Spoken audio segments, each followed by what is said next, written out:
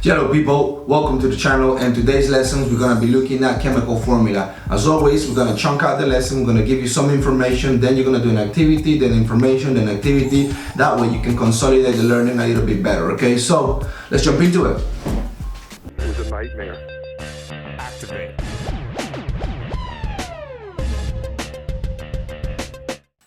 Okay, so for today's title we got chemical formula. Now we got a bit of a starter here, 5 questions to help retrieve information from previous lessons. So if you want, you can press pause to the video and you can answer the questions, and in the next slide you get the answers. Okay, so we're gonna go to the next slide. So here's your answers. You can correct those, you can write down the correct answers. How do you name the different compounds? Okay, compounds with oxygen and in oxide, like for example MgO, magnesium oxide, it would not be magnesium oxygen, okay, it would be magnesium oxide. Another example, we have anything that is compound with chlorine would be finishing in chloride, like sodium chloride. Compounds with sulfur will end in sulfide, like iron sulfide. Okay. Some compounds have groups of atoms that have their own name. For example, if you have SO4, they will end up in sulfate. For example, we got copper sulfate, 1 copper, 1 sulfur, 4 oxygen. So the ratio is 1:1:4. We also have compounds that finish in CO3, and then we call those carbonates. And we got calcium carbonate. So in here we have a couple of the different prefixes and that we use in naming compounds. Okay, so you got oxygen, oxide, sulfur, sulfide, fluorine, fluoride, chlorine, chloride, bromine, bromide, iodine, iodide, and CO3 is carbonates, NO3 nitrates, SO4s, sulfates, and OH hydroxides. Okay, and then next to it over here we have a couple of examples of them. Now we got some practice questions here. So NaCl, Na is sodium, Cl is chlorine, so chlorine will be chloride, so it will be sodium chloride. For the next one, we have calcium and then CO3. CO3 is carbonate, Ca is calcium, so we got calcium carbonate. Then we have copper, Cu. SO4 is sulfate, so we have copper sulfate. Then we have HCl, and most commonly known as hydrochloric acid. But if we're gonna go through this naming system, we're gonna have hydrogen and chlorine, hydrogen chloride, iron oxide, and we got potassium bromide. Okay. Right, so over here you can do a couple of examples. Okay, so we have 20 examples. You need to find a name for all of those chemical symbols, and then you can pause the video, and once you play the video you're gonna get the right answers straight away, and then you can mark them yourselves. Okay, so you can compare what you actually written down to what it actually is. Okay, so feel free to pause the video. Okay, so we're back now. So here's your answers.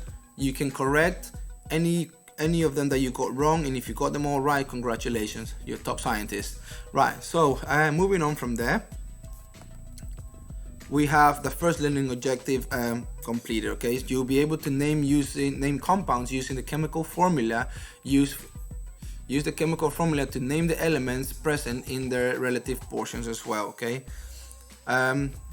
right, so in this one here, in these tags, can you tell how many elements and atoms there are in the chemical formulas listed below? Okay, so again, for example, we're gonna do this first one: lithium, H, P, and O. Okay, so we have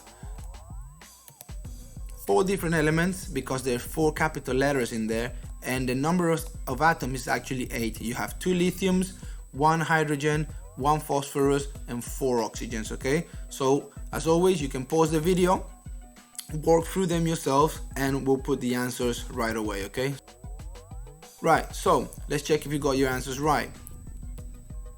2 and 6, 3 and 12, 2 and 3, 2 and 3, 2 and 3, 2 and 5, 4 and 7, 3 and 7, and the last one 3 and 24. Okay, so hopefully you got 20 out of 20. we can move on to the next part. Right, so write down the elements for each one of the following compounds made from, name for each compound made from, and then draw the particles in the model for each one of them. So for instance, over here you got iron sulfide, which means the iron sulfide is made from iron and sulfur, and the ratio says 1:1. Therefore, there will be 1 atom of iron and 1 atom of sulfur. Okay, so if you do this, that's what you're going to get. Okay. Next one is hydrogen chloride. The ratio is 1:1 again, so there must be 1 hydrogen and 1 chlorine. The next one, hydrogen bromide, ratio 1:1, 1 hydrogen, 1 bromine. The next one is lithium fluoride, 1:1 ratio, 1 lithium and 1 fluorine. And the next one is nitrogen dioxide, and again the ratio is 1:2 this time, and that means that you have 1 nitrogen and 2 carbon dioxides. Oxygens, not carbon dioxides. Right, so what you're going to do next is that you're going to work on the following examples, and you can pause the video, work on this, and then we can get back into the answers. Okay, so you can pause the video now.